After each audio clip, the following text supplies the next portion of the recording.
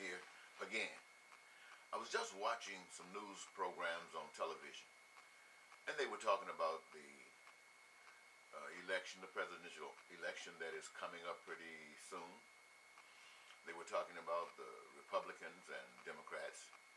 Basically, in talking about Republicans, they were talking about how absurd Donald Trump seems to be carrying his campaign rhetoric, and at the same time discussing what the the Democratic candidates had different as far as solutions, and especially when it came to ISIS.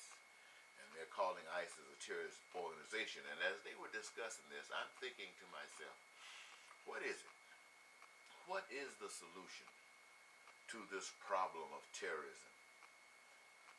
And I'm just reflecting and thinking how complicated it must be, since this has been given some thought since the beginning of time, and it's still present. And as I was contemplating this, the commentator or the guest made a statement about, to the effect that ISIS is perpetuating terrorism across the country. This thing about hate and destruction and all of these kinds of things. And as soon as I kind of heard that, it kind of hit me. If ISIS is spreading hatred by this expression of terrorism, causing this fear, frustration, what should the alternative be? And I thought about what is being given. I thought about ISIS doing all of this destruction, and the powers that be, in an attempt to silence it or destroy it, they are going after it by using the same basic solution, what they call, as ISIS is using. ISIS says what they say, and whatever that is, and to prove it, they want to cause not necessarily fear. Fear is just an outcome. What they're actually doing is fighting back by killing folks and destroying property. And because they're not a state, because they're not a so-called defined military, it scares people. But that's what they're doing. And so the terrorism that comes from them is just because something that you don't quite understand. They must be crazy because it's something that you wouldn't do. And yet at the same time, the response to this evilness is bombs, is guns and planes. The same things that they're using is the same things that we do. In other words, if these guys, ISIS, is wrong, if the things that they do represent ugly stuff, then for us to retaliate with more ugly stuff says that we are all in the same boat. That when we see ISIS, we actually see ourselves. And when ISIS see us, they see themselves. So they're saying, may the best side of us win. And as I contemplated this, ladies and gentlemen, I thought, well, then the solution must be something different. If ISIS is a carrier of the virus of hate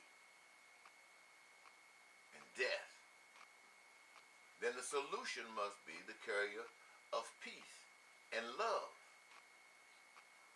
You're actually giving the people an alternative to death and violence and fear, giving them peace and prosperity and joy. That's the alternative. If they are bringing death and we are bringing death, what alternative do the people have? They're just choosing what side of death they want to be on, but nevertheless, they're all on the same thing, death. So I say again, the solution to the crises with ISIS, if they are indeed perpetuating hatred, evilness, fear, then the solution would be the opposite: peace, prosperity, and joy. Not just to those who agree with us, but peace and prosperity and joy to those who have had their minds corrupted by those who have said that evilness and ugliness and danger and fear is the only way.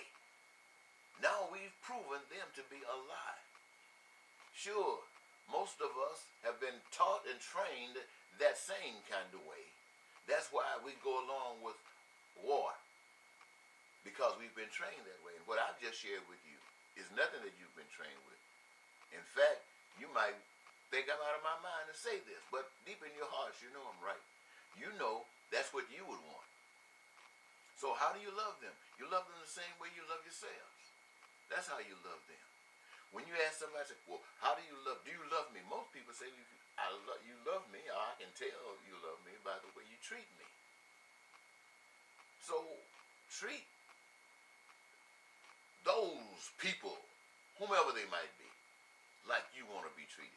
When others are going around saying, oh, the Americans and the people of the West are no good, they're serving the devil, let our response to that be treating you like we want to be treated. We ain't taking no mess from you now.